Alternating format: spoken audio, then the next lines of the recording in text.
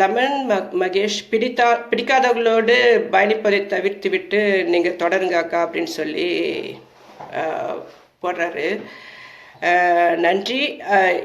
நான் என்ன நினைக்கிறேன்னா, என்னை நோக்கியான விமர்சனம் ஒரு பெரும்பான்மையான விமர்சனம் அல்ல. அவர்கள் என்னை விமர்சனத்துக்கு உட்படுத்துபவர்கள் மதவாதிகள், இந்து, கிறிஸ்து, இஸ்லாம்.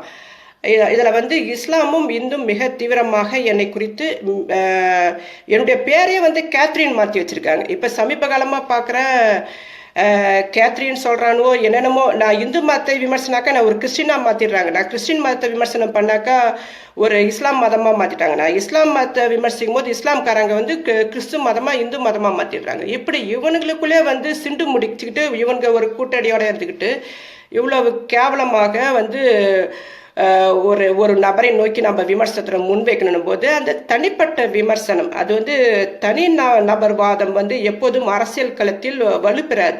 இன்று என்னை நோக்கி 12 லட்சம் மக்கள் நிற்கிறாங்கனாக்கா, 1176 பேர் பார்த்துட்டு இருக்காங்கனாக்கா, நான் முன்வைக்கும் கருத்து, என் மீதான நம்பிக்கை, என்னை வாசிக்க தொடர்ந்து என்னை நோக்கி வரும் நபர்களோடு தான் நான் பேசிட்டு இருக்கேன். இஷ்டம் இல்லாதவங்களாம் போயிட்டே இருங்க. எனக்கு 100 பேர் இருந்தால் கூட அந்த 100 பேர்கிட்ட பேசிட்டு இருப்பேன் தான் நான் திரும்ப சொல்லிட்டு இருக்கேன். எனக்கு இந்த மக்கள் எண்ணிக்கை அதிகப்படுத்தணும்னு சொல்லிட்டு என்னுடைய நோக்கம் இல்லை. என்னை நோக்கி வரும் மக்கள் எண்ணிக்கை அதிகமாக இருக்குதுன்னும் போது உங்களை ஏன் பதட்டப்படுது, நீங்கள் ஏன் பதறுகிறீர்கள்? இப்போ கூட அமதுன்னு சொல்றாரு, இவ ஒரு விலை மாது அப்படின்னு சொல்றாரு. அதை சொல்றதுக்கு குரானுடைய வாக்கியம் சைடில் இருக்குது.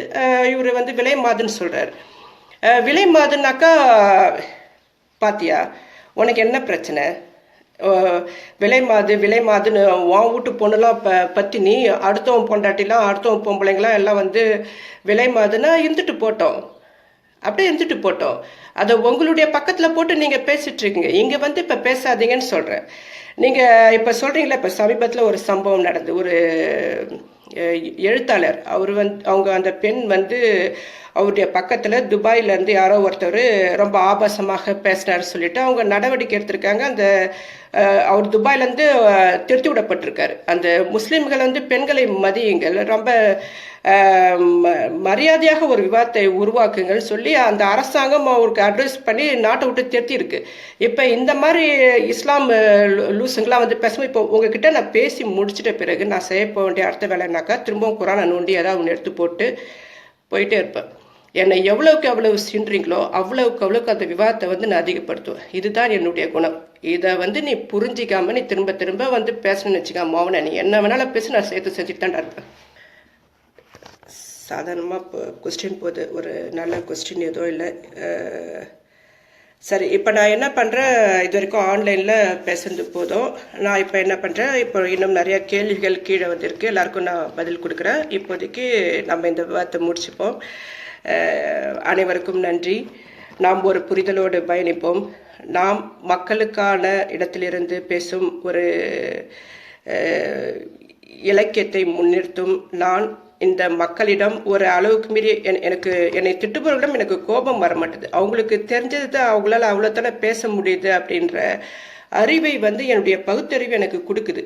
ஆனால் மதத்தை தீவிரமாக ஒரு நாளைக்கு 5 முறை தொழுது நபின்னு பினாத்திட்டு இருக்க உங்களுக்கு இவ்வளவு கேவலமாக பேச வேண்டிய புத்தியை எப்படி உருவாக்கி விடுது? நான் எவ்வளவு தன்மையாக பக்குவமாக உங்களுடைய வார்த்தைகளை சகித்து கொண்டு போகிறேன். உங்களுக்கு அந்த மனநிலை குரான் கொடுக்கலனாக்கா அப்புறம் காட்டு மிராண்டிங்க மாதிரி இப்போ இந்த பைத்தியத்துக்கிட்ட என்னத்தை நான் பேச முடியும்?